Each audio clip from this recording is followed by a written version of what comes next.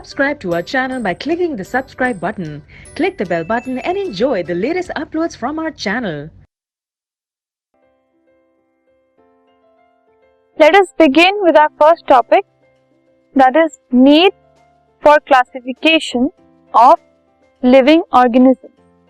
कि किसी भी लिविंग ऑर्गेनिज्म को अगर हमें क्लासिफाई करना है तो उसकी नीड क्या है. Why is there a need to classify anything, any living organism?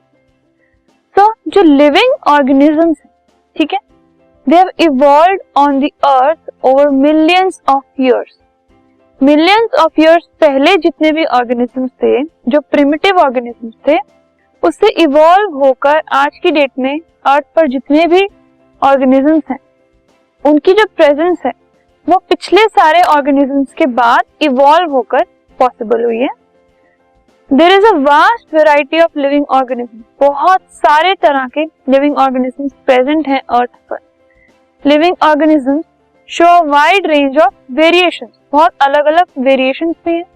You can C human beings living organisms हैं, प्लांट्स हैं, एनिमल्स हैं. एनिमल्स में डॉग्स हैं, एलिफेंट्स हैं, हॉर्सेस हैं, साथ में कुछ माइक्रो ऑर्गेनिजम्स भी हैं, बर्ड्स हैं. ये सब बहुत ही वेरिड वैरायटी के जो लिविंग ऑर्गेनिजम्स हैं. सो इनका जो नंबर है बहुत सारा है. सो पूरी अर्थ पे बहुत ज्यादा टाइप के अलग अलग लिविंग ऑर्गेनिजम्स प्रेजेंट हैं, जिनकी वैरायटी में भी बहुत फर्क है. So some microscopic bacteria are of a few micrometers in size and some like whales and redwood trees are about 30 meters and 100 meters in size. अगर हम साइज की बात करें इन सभी ऑर्गेनिजम्स की, तो कुछ तो है माइक्रोस्कोपिक बैक्टीरिया जिनको हम नेकेड आई से भी नहीं देख सकते, वो इतने छोटे होते हैं, और कुछ इतने बड़े होते हैं of the size of whale या फिर रेडवुड ट्रीज, जो कि 30 मीटर्स और 100 मीटर्स तक बड़े होते हैं.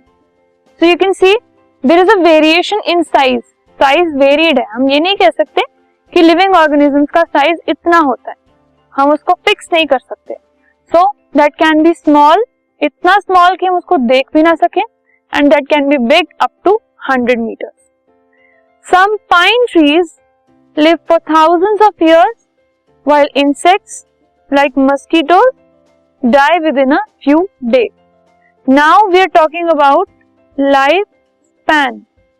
अगर लाइफ स्पैन की बात की जाए तो हम लाइफ स्पैन को भी फिक्स नहीं कर सकते, उसमें भी वैरायटी है.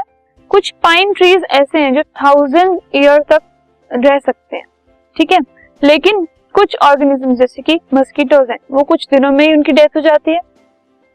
Now talking about colour, some organisms are colourless and even transparent and some are brightly coloured. आपने बहुत सारे फ्लावर्स देखे हैं, बर्ड्स देखे हैं, एनिमल्स देखे हैं. वेरिड वैरायटी ऑफ कलर्स हैं, उनमें अलग अलग टाइप के कलर्स से वो बने हुए हैं. और कुछ ऑर्गेनिजम्स ऐसे हैं जो कलरलेस हैं, without colour, transparent. So this is the variation in colour. अब इस सब में आप देख रहे हो साइज है, लाइफ स्पैन है, कलर है, ये तो बहुत छोटी चीजें अभी हमने ली है.